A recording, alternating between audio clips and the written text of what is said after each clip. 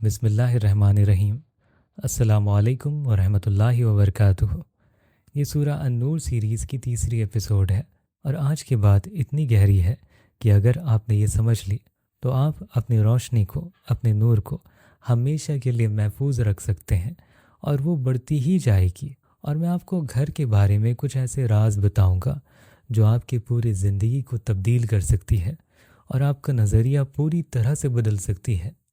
तो पिछली वीडियोस में हमने देखा कि सूरत नूर में कितनी रोशनी है, ज़िना से रोशनी कैसे बुझ जाती है और बदनामी से हिफाजत कैसे होती है। और आज हम देखेंगे कि घर का रोशनी से क्या ताल्लुक़ है और ये राज सुनकर आप हैरान रह जाओगे। तो पिछली वीडियो में हमने जाना कि जो आप पर तहमत लगाता है उसके लिए बड़ी सज़ा है, लेकिन अब देखिए अल्लाह ने बरी किए गए शख्स यानी रिहा कर दिए गए शख्स, इल्ज़ाम से पाक करार दिए लोगों को क्या दिया है। पहली चीज़ मुबर्राऊन यानी बरी किए गए। और अल्लाह ने सिर्फ बरी नहीं कहा, रिहा नहीं कहा, बल्कि बरी किए गए कहा, रिहा किए गए कहा।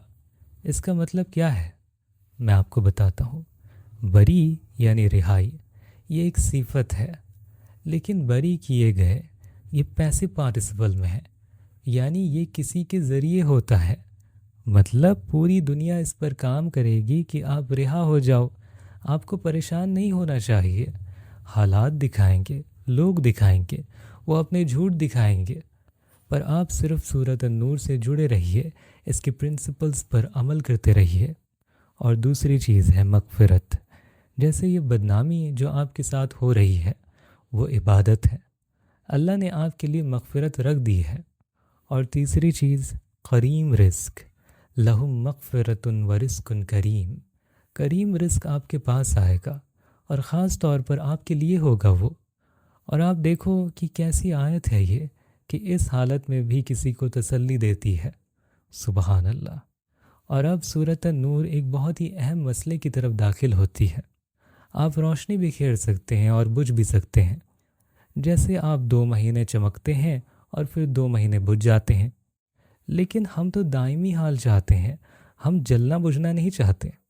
तो सूरत नूर आपको कुछ देना शुरू करेगी जो यकीनी बन जाएगा कि रोशनी हमेशा आपके साथ रहे। वो क्या चीज़ है? वो है घर। और सबसे अजीब चीज़ों में से एक ये है कि लफ्ज़ घर और घरों सूरत नूर में 14 दफ़ा ज़िक्र हुए हैं। ये सूरत नूर में सबसे ज़्यादा ज़िक्र होने वाले अल्फाज में से एक है।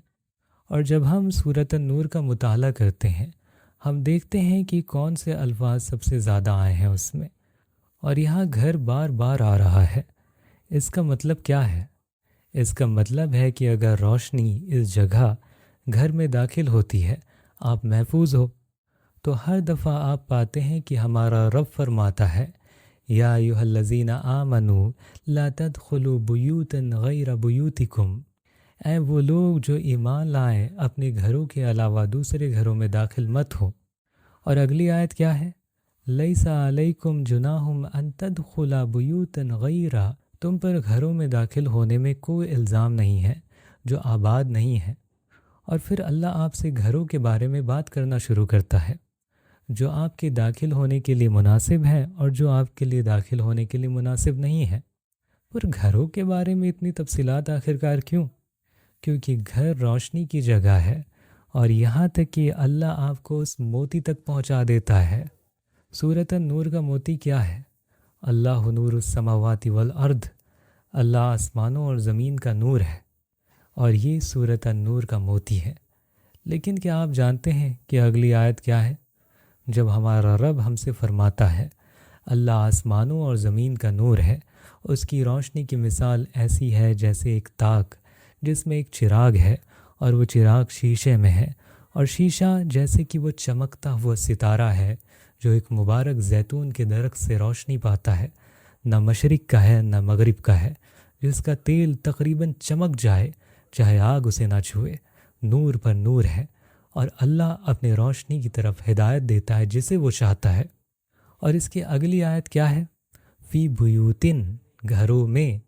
जैसे अल्लाह आपसे कह रहा है इतनी रोशनी चमकती है, फिर अगली आयत में कह रहा है वो घरों में है। ان گھروں میں جنہیں اللہ نے اٹھنے کی اجازت دی ہے اور جن میں اس کا نام ذکر کیا جاتا ہے۔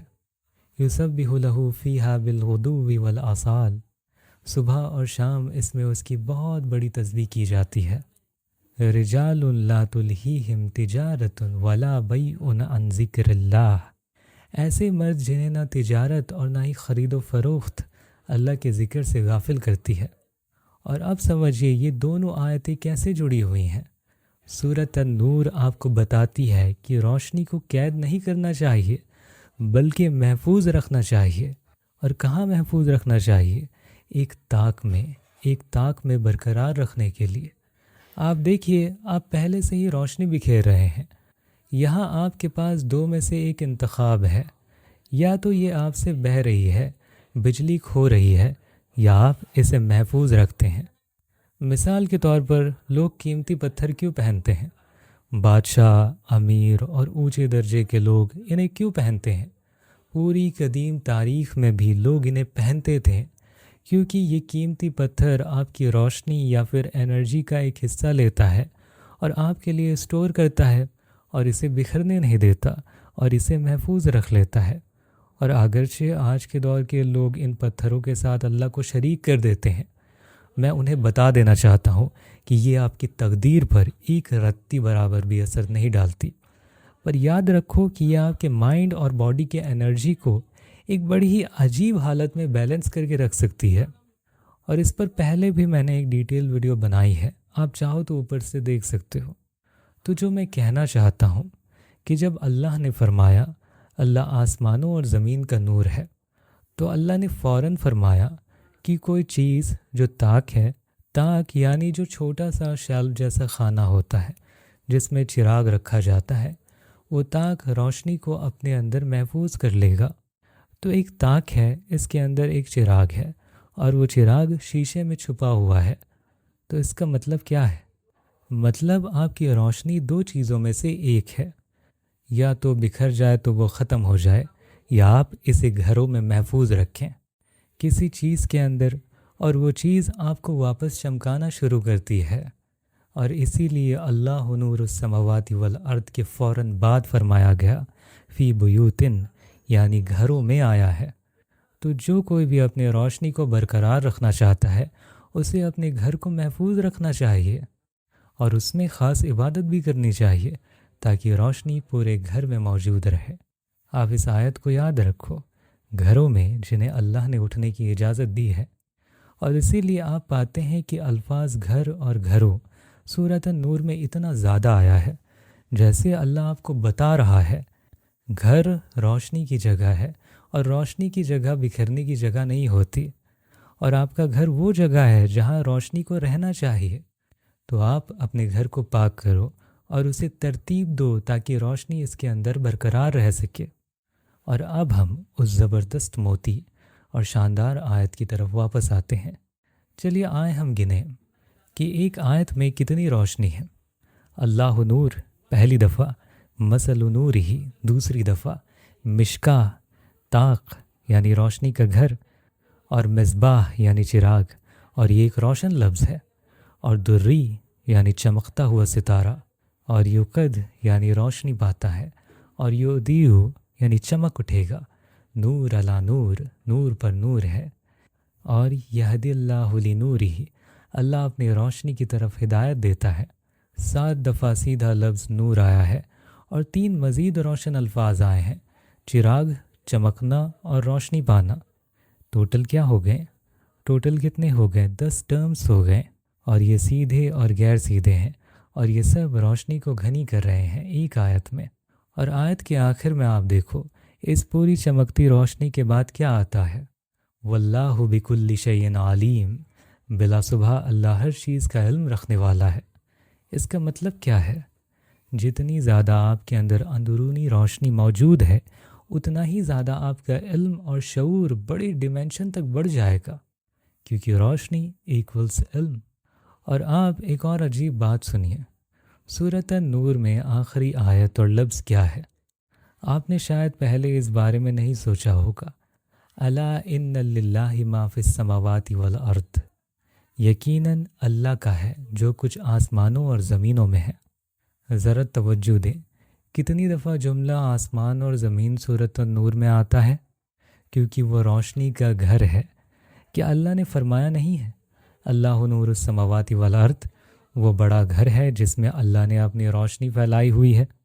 اسی لیے اس نے آسمانوں اور زمین کو مشکاہ یعنی طاق چھوٹے گھر سے تشبیہ دی ہے، تاکہ آپ سمجھ سکیں کہ بڑا گھر کیسے روشن ہوتا ہے۔